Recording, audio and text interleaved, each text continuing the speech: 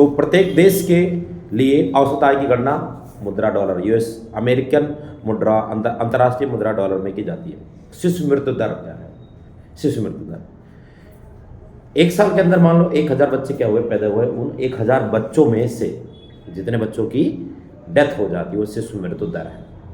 1947 में जब देश आज़ाद हुआ था उस टाइम हमारे 1000 में से 218 बच्चे क्या हो जाते थे, मर जाते थे, डेथ हो जाते थे। शिशु किसे कहते हैं? शिशु किसे कहते हैं? 1 साल यानी 0 दिन से लेकर के 365 दिन के भीतर का। साक्षरता दर क्या है? साक्षरता दर क्या है? 7 वर्ष या उससे अधिक वर्ष की आय के लोगों में साक्षर जनसंख्या का अनुपात है। 7 वर्ष या उससे अधिक वर्ष की आय, यानी 7 वर्ष से ऊपर जितने भी लोग हैं उनमें से कितने लोग पढ़े लिखे हैं वो क्या होता है? साक्षर जनसंख्या होता है, साक्षरता दर होती है। निवल उपस्थिति अनुपात क्या है? निवल उपस्थिति अनुपात का मतलब है 14-15 वर्ष तक की आयु के स्कूल जाने वाले बच्चों की क्या है? जनसंख्या निवल उपस्थिति अनुपात कहलाती है। क्या कहलाती है? निवल उपस्थिति अनुपात कहलाती है। 14 तथा 15 वर्ष की आयु के स्कूल जाने वाले बच्चों की उस आय का कुल बच्चों के साथ प्रतिशत। समझ में? प्रति व्यक्ति आय क्या है? देश की कुल आय को देश की कुल जनसंख्या से भाग, तो क्या आता है? प्रति व्यक्ति आय, यानी राष्ट्रीय आय को देश की कुल जनसंख्या से क्या कर दिया जाए? भाग। बीएमआई, बीएमआई क्या है? Body mass index.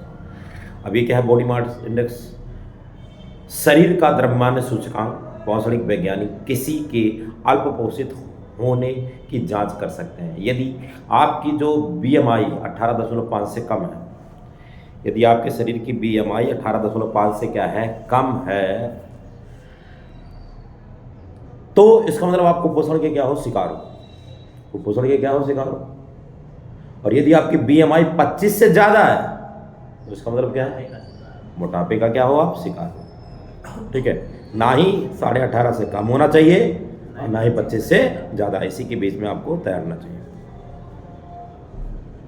मानव विकास सूचकांक। मानव विकास क्या है? मानव विकास सूचकांक। मानव विकास सूचकांक के अंदर देश के अंदर बहुत सारी चीज़ों को शामिल किया जाता है। जन्म दर, मृत्यु दर, साक्षरता दर, स्वास्थ्य दर, देश प्रति व्यक्ति आय, देश की कुल जीडीपी, गरीबी का अनुपात, स्वच्छ जल पाने वाले लोगों का अनुपात, डॉलर के बदले में रुपया कितना मिल रहा है, इन सबको जोड़ करके क्या निकाला जाता है? मानव विकास सूचकांक निकाला जाता है। इस बुक के हिसाब से भारत का विश्व में 131वां रैंक है। नंबर 1 पर आता है नॉर्वे। कौन आता है? नॉर्वे। मानव विकास सूचकांक, जिसके अंदर सारी चीज़ों को क्या किया जाता है? शामिल किया जाता है।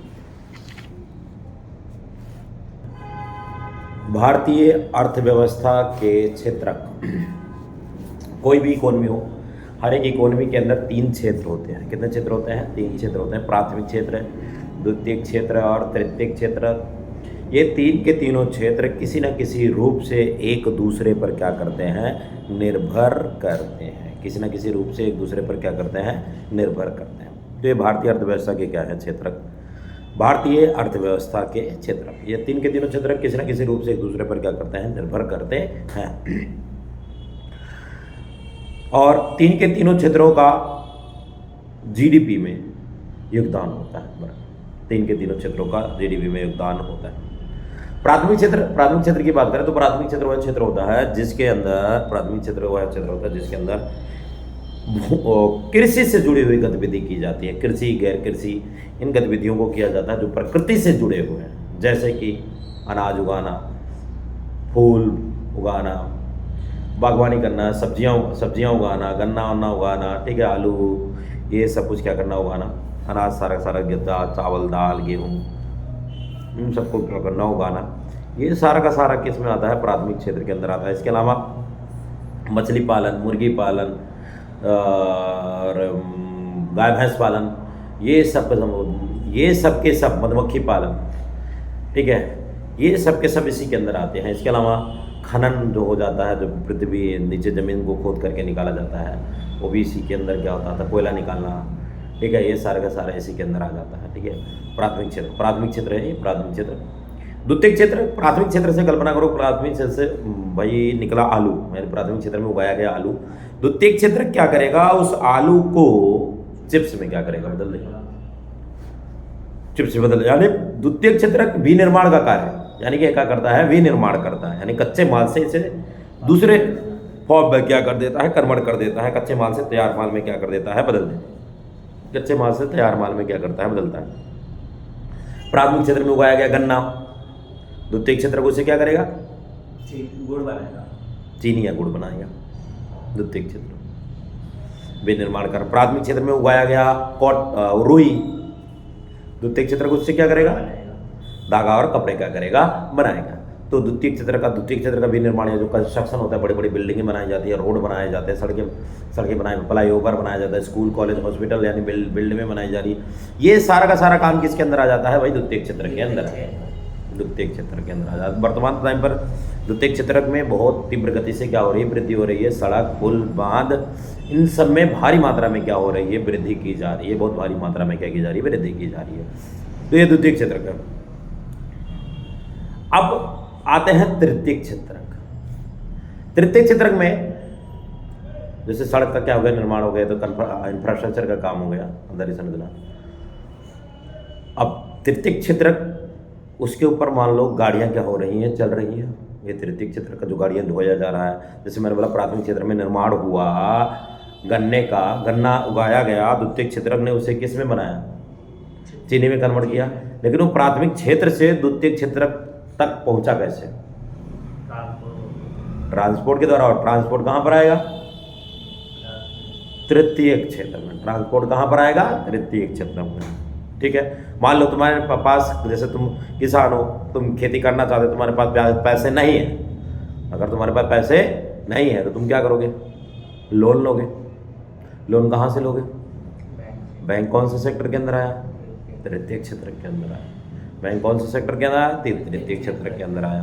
बीमा की बात करें, बीमा, तुम्हारा बिजनेस चल रहा है, तुम्हें डर है चोरी हो जाएगा या कहीं आग लग गई, नुकसान हो जाएगा, तो तुम उसका क्या करवा दोगे, बीमा करवा दोगे। बीमा कौन से सेक्टर में आया, तृतीय क्षेत्र के अंदर आया।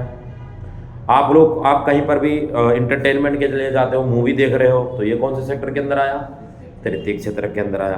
तो ये सारा का सारा तृतीय। वर्तमान टाइम पर तृतीय क्षेत्र का जीडीपी में सबसे ज़्यादा क्या है, कंट्रीब्यूशन वर्तमान। अगर हम इन तीनों सेक्टरों को क्या करें, कंपेयर करें आपस में, तीनों क्षेत्रों को आपस में कंपेयर करें जीडीपी को लेकर के, तो सबसे ज़्यादा जीडीपी में कंट्रीब्यूशन किसका है, तृतीय क्षेत्र का है, दूसरे नंबर पर द्वितीय क्षेत्र का है, और तीसरे नंबर पर प्राथमिक क्षेत्र। प्राथमिक क्षेत्र के अंदर सबसे ज़्यादा, प्राथमिक क्षेत्र ही सबसे कम जीडीपी में क्या करता है, कंट्रीब्यूशन करता है। प्राथमिक क्षेत्र ही ऐसा है जो सबसे कम जीडीपी में क्या करता है, कंट्रीब्यूशन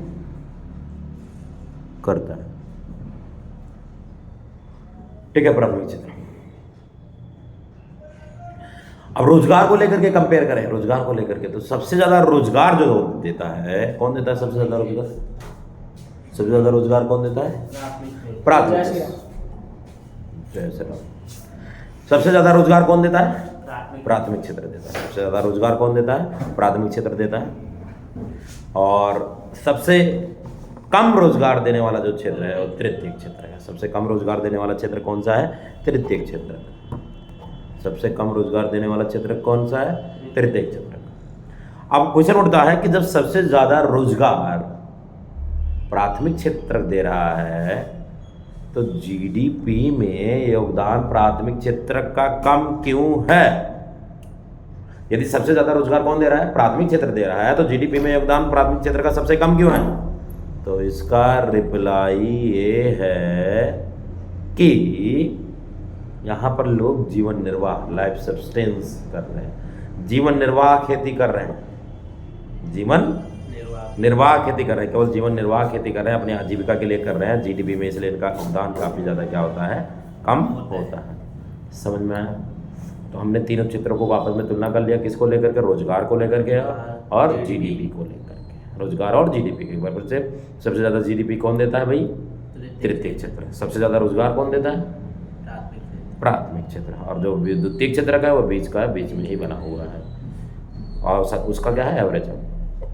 अगला आता है, जैसे हमने बोला जीडीपी, जीडीपी क्या है, सकल घरेलू उत्पाद क्या है? सकल घरेलू उत्पाद एक साल में, साल शुरू होता है 1 अप्रैल से लेकर के, मान लो अब एक नया साल शुरू होगा 1 अप्रैल 2024 से, कब तक चलेगा? 2025, 31 मार्च, 31 मार्च 2025, एक साल। वैसे अभी ईयर जो एंड होने वाला है वो 23 और 24 क्या होने वाला है? एंड होने वाला है, 31 मार्च को खत्म होगा। अब इस 23-24 यानी 1 अप्रैल 2022 से लेकर के 1 अप्रैल 2023 से लेकर के 31 मार्च 2024 तक, इस बीच में जितने भी देश के अंदर, भारत के देश के अंदर जितने भी, भारत की घरेलू सीमा के अंदर जितने भी वस्तुओं और सेवाओं का उत्पादन किया गया है, उन सभी का जोड़ वो क्या कहलाएगा? सकल घरेलू उत्पाद कहलाएगा, सकल घरेलू उत्पाद कहलाएगा। क्या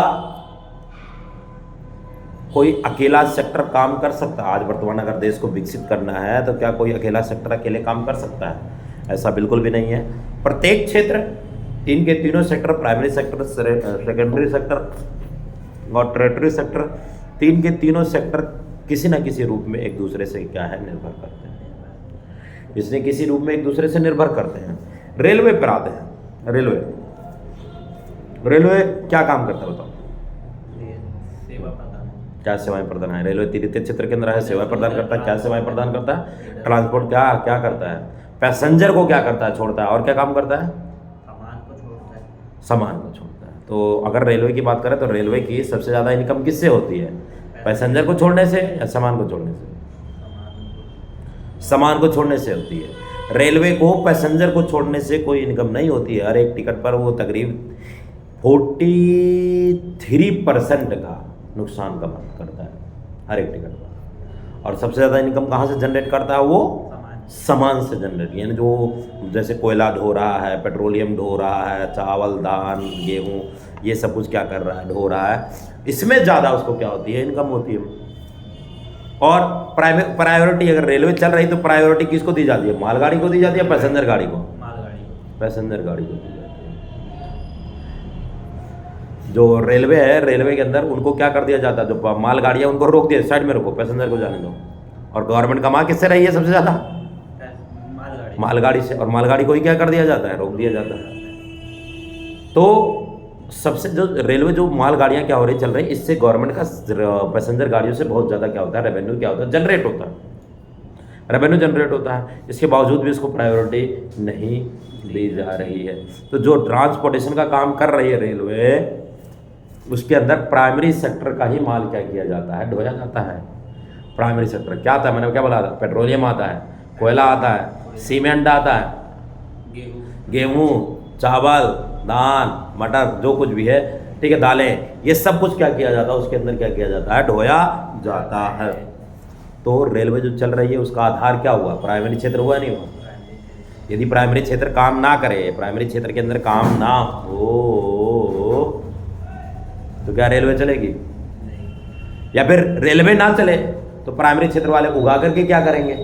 जब उसका ट्रांसपोर्ट, जहाँ उसकी डिमांड है वहाँ सप्लाई नहीं हो पाएगा, वहाँ तक पहुँच नहीं पाएगा, तो प्राइमरी क्षेत्र वाले उगा करके क्या करेंगे? तो दो के दोनों क्षेत्र किसी न किसी रूप में एक दूसरे पर निर्भर है।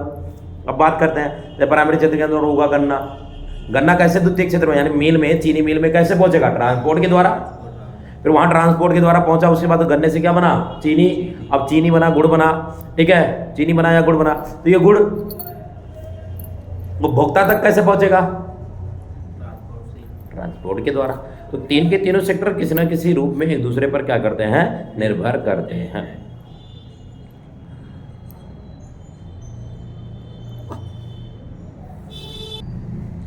सार्वजनिक क्षेत्रक और निजी क्षेत्रक। सार्वजनिक क्षेत्र यानी ये समझ लो सरकारी है, निजी क्षेत्रक यानी प्राइवेट। सार्वजनिक क्षेत्रक वह सब क्षेत्रक होते हैं जिसमें परिसंपत्तियों पर सरकार का क्या होता है? नियंत्रण होता है। निजी क्षेत्रक जिस पर परिसंपत्तियों को किसका नियंत्रण होगा? निजी क्षेत्र का नियंत्रण होगा, निजी उद्यमी का। सार्वजनिक क्षेत्र का उद्देश्य ये होता है कि समाज का क्या करे? कल्याण करे। लाभ कमाना बाद में हो। निजी क्षेत्र का उद्देश्य क्या होता है? कट्टा भर भर करके क्या करे? पैसा कमाए। सार्वजनिक क्षेत्र रोजगार की सुरक्षा होती है।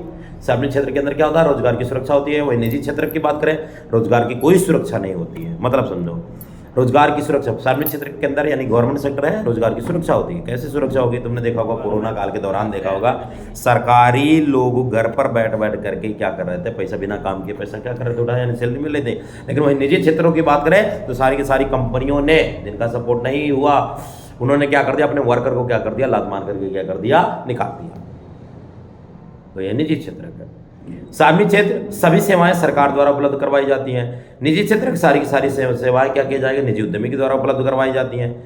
सवैतनिक छुट्टी या अन्य सेवाएं दी जाती हैं। मतलब सार्वजनिक क्षेत्र के अंदर उन्हें वेतन के साथ साथ छुट्टी मिलती है। जैसे तुम्हारे स्कूल के जो टीचर हैं वो जब जॉब करते हैं तो उन्हें सैटरडे संडे जो भी संडे है, संडे को छुट्टी मिलती ही मिलती है।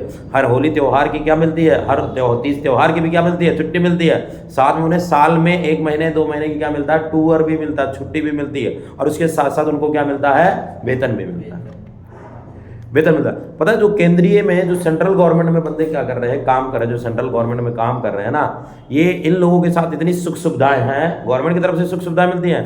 पूरी ट्रेन भरी पड़ी हुई है, अगर इनका टिकट कटवाना है, ये टिकट जाकर के वेटिंग क्या कर लें, ले लें, और ट्रेन में जाकर के इनका टिकट क्या हो जाता है, कन्फर्म हो जाता है। किसका, सार्वजनिक क्षेत्र वालों के, जो निजी, जो सेंट्रल गवर्नमेंट में क्या कर रहे हैं, काम कर रहे हैं। क्या प्राइवेट सेक्टर के साथ ऐसा होता है, नहीं होता। अगर प्राइवेट सेक्टर वाला कोई क्या करता है, छुट्टी मारता है तो क्या होगा, सैलरी क्या कर दी जाएगी, काट दी जाएगी। सार्वजनिक क्षेत्र का उदाहरण है भारतीय रेलवे, या अन्य कोई मंत्रालय ले लो, कोई मंत्रालय। और निजी क्षेत्र का क्या काम है, जैसे कि कोई अंबानी का रिलायंस हो गया, टाटा हो गया, ये निजी क्षेत्र के हो गए। अब अगला पॉइंट आता है संगठित तथा असंगठित क्षेत्र। संगठित क्षेत्र रोजगार की सुरक्षा देते हैं, असंगठित क्षेत्र कम वेतन देते हैं, रोजगार की कोई सुरक्षा नहीं है। उचित वेतन मिलेगा संगठित क्षेत्र के अंदर, और असंगठित क्षेत्र के अंदर कार्य के समय निश्चित नहीं होगा, और जितना तुम काम करोगे उसके हिसाब से वेतन मिलेगा। कार्य के निश्चित घंटे, संगठित क्षेत्र के अंदर कार्य, अभी स्कूल का जो मास्टर है उसके कार्य के क्या होंगे, निश्चित घंटे होंगे, इतने घंटे काम करना है। लेकिन असंगठित क्षेत्र के अंदर कोई घंटा निश्चित नहीं है। संगठित क्षेत्र के अंदर आपकी नौकरी सुरक्षित है, निश्चित है। असंगठित के अंदर कब आपको काम से निकाल दिया जाए, इसका कुछ भी नहीं कहा जा सकता है, ठीक है। संगठित क्षेत्र के अंदर जितना भी रोजगार, जितनी भी योजनाएं आती हैं उन योजनाओं का लाभ मिलता है। असंगठित क्षेत्रों के अंदर किसी भी योजनाओं का लाभ नहीं मिलता है। इसके अंदर संगठित क्षेत्र के एग्जाम्पल है बैंकिंग सेक्टर के अंदर काम करने वाले, असंगठित क्षेत्र के अंदर के काम करने वाले, जैसे ये मोमोज रोल, रेडी वोडी क्या करते, लगाते हैं, फल फ्रूट क्या करते हैं, बेचते हैं, तो ये सारे के सारे हो जाते हैं, ये सारे के सारे आ जाते हैं, ये सारे के सारे आ जाते हैं। मुद्रा व साख, मुद्रा व साख। मुद्रा क्या है, मुद्रा विनिमय का माध्यम है जो सर्वमान्य है, सर्व स्वीकार्य है, कोई भी लेने से उसे मना नहीं कर सकता। मुद्रा विनिमय का माध्यम है, मुद्रा विनिमय का माध्यम है जो वस्तुओं और सेवाओं के खरीदने के लिए प्रयोग की जाती है। वस्तु विनिमय प्रणाली, हमारी अर्थव्यवस्था के अंदर वस्तु विनिमय प्रणाली चलता था, जहाँ पर वस्तु के बदले में वस्तु का लेन देन किया। जब हम छोटे थे तो गांव के अंदर जब बर्फ़ वाला आइसक्रीम वाला क्या होता था, आता था, जब आइसक्रीम वाला आता था तो हम महुआ उठा करके उसे देते थे, या हमारे यहाँ सब्जियाँ उगाई जाती थी, वो उठा कर देता था, उसके बदले हमें बर्फ़ मिलता था। बर्फ़ बोले तो आइसक्रीम क्या होता था, मिलता था।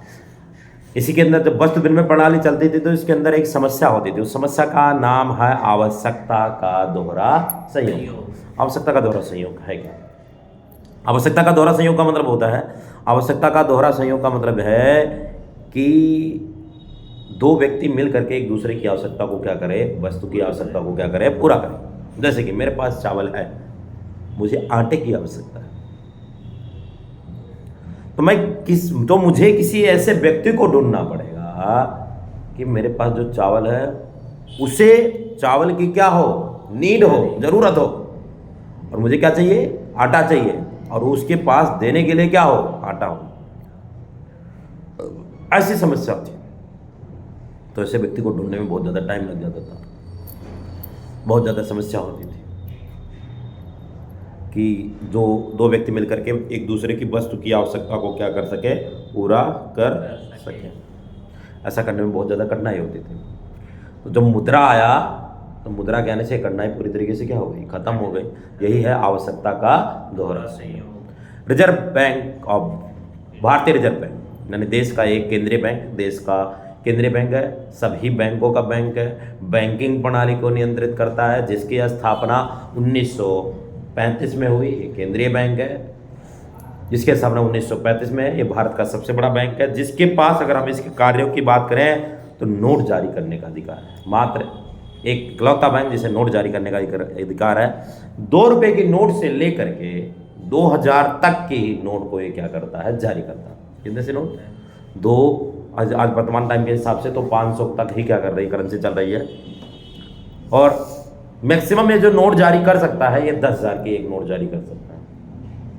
कितने की? 10,000 के नोट क्या कर सकता है, जारी कर सकता है। तो ये भारतीय रिजर्व बैंक, जिसकी स्थापना कब हुई? 1935 में हुई। नोट जारी करने का एकमात्र अधिकार है। बैंकों व संपत्तियों की कार्य प्रणाली पर नजर रखता है।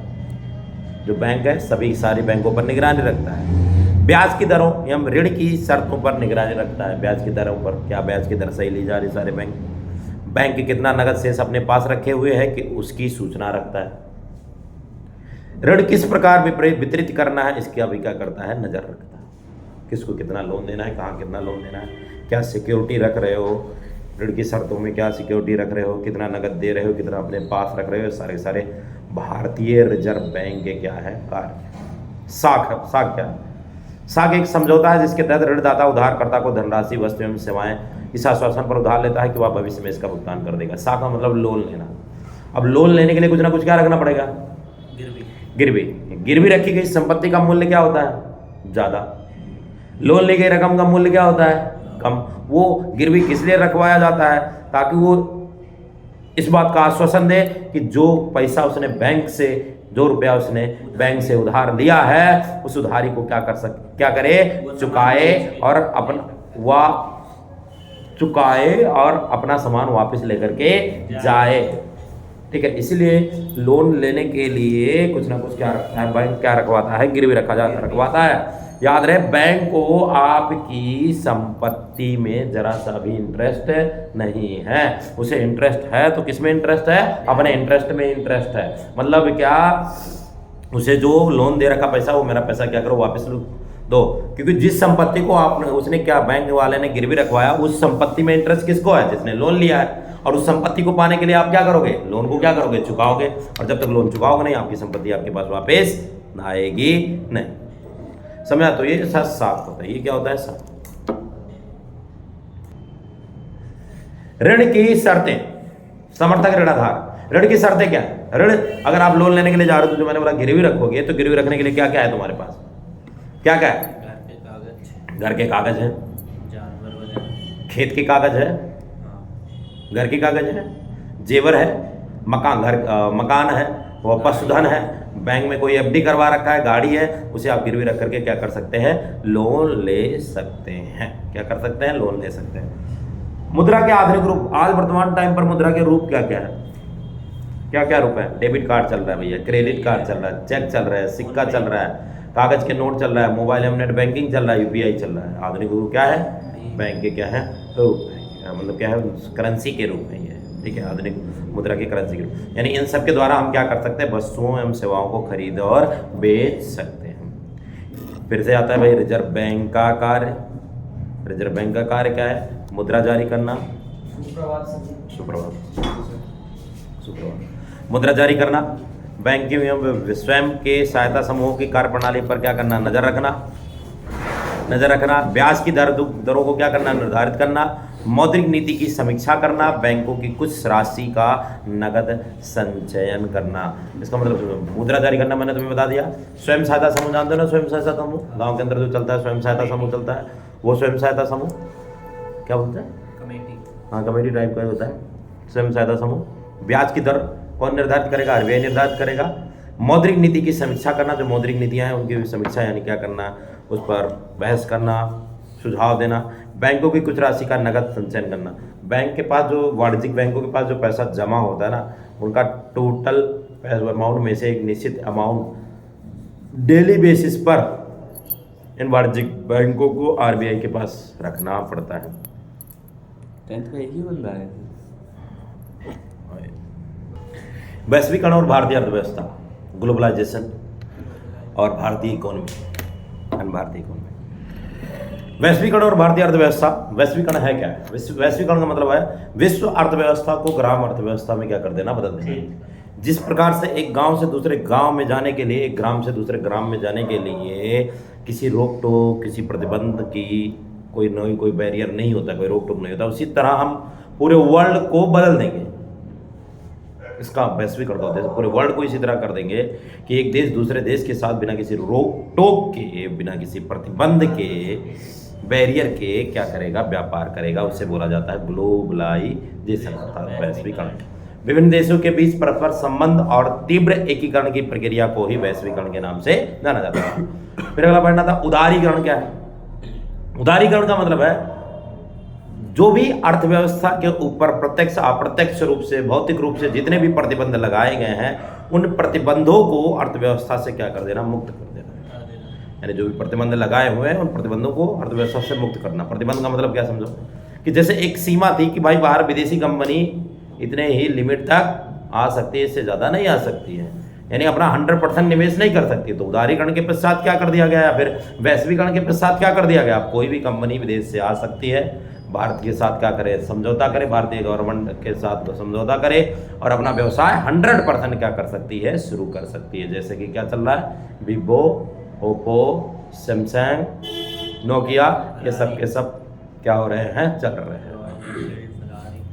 निजीकरण का मतलब क्या है, निजीकरण का मतलब है कि गवर्नमेंट सेक्टर जो सार्वजनिक क्षेत्र का उद्यम है, जैसे भारतीय रेलवे है, ये बचा हुआ, यदि इसको गवर्नमेंट किसी प्राइवेट सेक्टर के उद्यमी को क्या कर दे, बेच दे।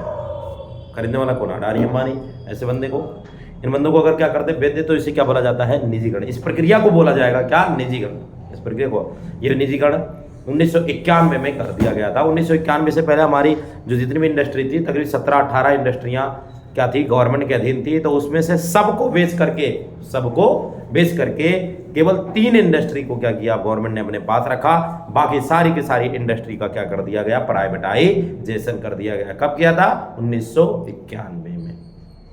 तो इस वैश्वीकरण, उदारीकरण और निजीकरण, इसका नाम है एलपीजी। क्या नाम है, LPG, liberalisation, privatisation, globalisation. LPG कब शुरू किया गया, 1991 में शुरू किया गया। शुरू करने वाले उस समय हमारे देश के वित्त मंत्री तो थे डॉक्टर मनमोहन सिंह। बहुराष्ट्रीय कंपनियां क्या है, बहुराष्ट्रीय कंपनी वह कंपनी है, बहुराष्ट्रीय कंपनी वह कंपनी है जो एक से अधिक देशों में उत्पादन पर नियंत्रण रखती है। बहुराष्ट्रीय कंपनी वह कंपनी है जिनका व्यवसाय बहुत सारे देशों में क्या हो रहा है, चल रहा है। जैसे कि हम एप्पल आईफोन का लें, या फिर एसबीआई का लें, स्टेट बैंक ऑफ इंडिया का लें, तो स्टेट बैंक एसबीआई का लें, तो ये इनका व्यवसाय जो है, बहुत सारे देशों में क्या हो रहा है, ऑपरेट हो रहा है, चल रहा है। तो इसे बहुराष्ट्रीय, जिस कंपनी का व्यवसाय 2 या 2 से अधिक कंट्री में, देशों में क्या होता है, चलता है, तो उसे बोला जाता है बहुराष्ट्रीय कंपनी। निवेश क्या है, इन्वेस्टमेंट क्या है, लाभ कमाने के लिए कहीं पर पैसे क्या करना, लगाना, निवेश कहलाता है। भवन खरीद लेना, भूमि खरीद लेना, मशीन खरीद लेना, अन्य उपकरणों की खरीद व्यय करो और उस पर पैसा क्या करो, कमाओ। ये जो बहुराष्ट्रीय कंपनियां होती हैं, इन बहुराष्ट्रीय कंपनियों के पास इतना पैसा है, इतना अथाह मात्रा में पैसा है कि पूरे देश के बजट, ऐसे देश हैं जिनके उनके पूरे देश के बजट से भी ज़्यादा है। जैसे एग्जाम्पल लें, अपने पड़ोसी, अपने लल्ला की बात करें, पाकिस्तान की बात करें, तो पाकिस्तान का उतना बजट नहीं है जितना टाटा का पैसा है, जितना नेटवर्थ है। पाकिस्तान की पूरी जीडीपी नहीं है जितना टाटा के पास क्या है, पैसा है। तो ऐसे बहुराष्ट्रीय कंपनियां हैं जिनके पास किसी देश की पूरी जीडीपी से कहीं ज्यादा नेटवर्थ है। ऐसे बहुराष्ट्रीय कंपनियां। तो बहुराष्ट्रीय कंपनियां वह कंपनी जो एक देश से अधिक, 2 या 2 से अधिक देशों में काम कर रहे हैं। निवेश, लाभ कमाने के लिए कहीं पर पैसे क्या करना, लगाना, निवेश कहलाता है। निवेश, इन्वेस्टमेंट। विदेशी निवेश, एफडीआई क्या है, विदेशी प्रत्यक्ष निवेश। एफडीआई मतलब विदेशी प्रत्यक्ष निवेश है। एफडीआई मतलब क्या है, विदेशी प्रत्यक्ष। तो विदेशी निवेश का मतलब है यदि कोई बाहर की कंपनी आए किसी डोमेस्टिक कंपनी के साथ, डोमेस्टिक कंपनी के 51% से अधिक शेयर क्या कर ले, खरीद ले। 51% या उससे अधिक शेयर क्या कर ले, खरीद ले, तो FDI है।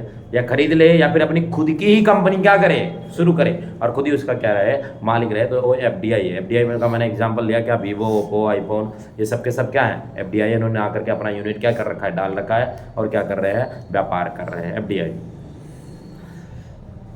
विश्व व्यापार संगठन, विश्व व्यापार संगठन एक ऐसा संगठन जिसका उद्देश्य अंतर्राष्ट्रीय व्यापार को उदार बनाना और मुक्त व्यापार की सुविधा को देना है। विश्व व्यापार संगठन एक ऐसा संगठन है जिसका उद्देश्य क्या है, यानी विभिन्न देशों के मध्य में व्यापारिक समझौते करवाना, ताकि एक देश दूसरे देश के साथ बिना किसी रोक टोक के, बिना किसी प्रतिबंध, बिना किसी बैरियर के क्या कर रहा हो, व्यापार करे, उसे बोला जाता है विश्व व्यापार संगठन। विश्व व्यापार संगठन। मुक्त व्यापार, मुक्त व्यापार जब दो देशों के बीच व्यापार बिना किसी प्रतिबंध के होता है तो उसे मुक्त व्यापार कहा जाता है।